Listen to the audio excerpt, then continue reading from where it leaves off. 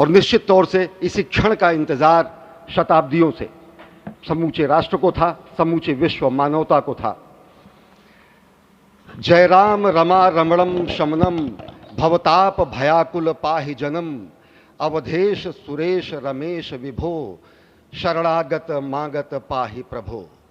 निश्चित तौर से समूचे राष्ट्र की समेकित शक्ति का, समूचे सनातन संस्कृति का आज अभ्युदय का दिन है और कहा गया है कि तन की शक्ति, हृदय की श्रद्धा, आत्म तेज की धारा आज जगा है जग जननी का सोया भाग्य सितारा। कोटि पुष्प चढ़ रहे देव को शुभ चरणों पर, कोटि चरण बढ़ रहे ध्येय की ओर निरंतर।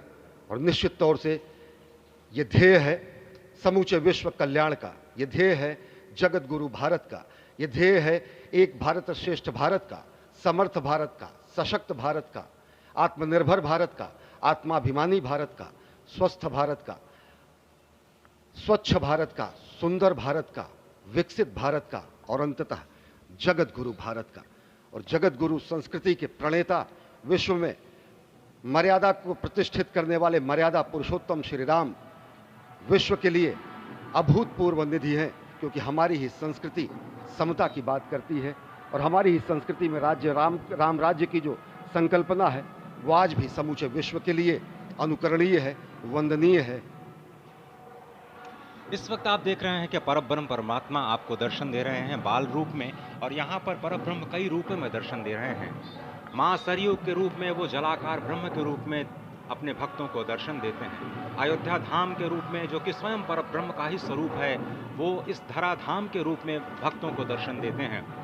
इसके बाद आप नित्यावतार जो संत स्वरूप माने जाते हैं, उन स्वरूप में भी भगवान लगातार अपने दर्शनों के लिए भक्तों को कृतार्थ करते रहते हैं। और अब आप देखिए कि प्राण प्रतिष्ठित भगवान श्री राम इस वक्त 51 इंच की ये जो कृष्ण वर्ण की मूर्ति आपके समक्ष इस वक्त जो प्रतिष्ठित हो चुकी है, भगवान श्री राम लोकाभिरामम इस वक्त मनमोह लेते हैं। और जिस तरह से लगातार पूरे प्रांगण में अयोध्या धाम में, जो कि वैकुंठ का हृदय कहा जाता है, इस वक्त सिर्फ एक ही गूंज है, रघुपति राघव राजा राम पतित पावन सीताराम। सुंदर विग्रह मेघ श्याम गंगा तुलसी शालिग्राम। इस वक्त गर्भगृह में माँ गंगा विराजमान है, तुलसी विराजमान है, शालिग्राम भगवान स्वयं जो दामोदर कुंड से आए हैं वो विराजमान है।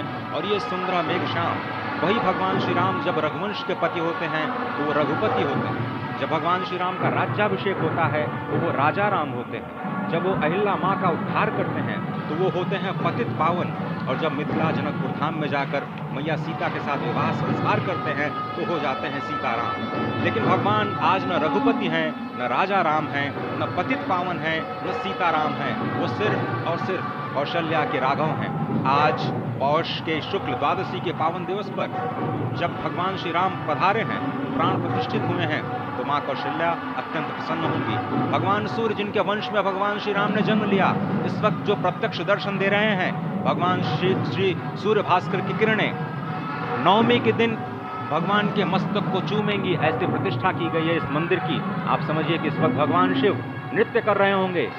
मैं इस वक्त जो मन में मेरे भाव आ रहा है कि इस वक्त त्रिलोकी इस वक्त विह्वल नजर आ रही होगी, भावनाओं में नजर आ रही होगी। स्वर्ग लोक में इंद्र इस वक्त मृदंग का वादन कर रहे होंगे, देवता इस वक्त नृत्य कर रहे होंगे, हनुमान लला हनुमंत लाल इस वक्त नाच नाच के श्री राम जय जय राम जो भी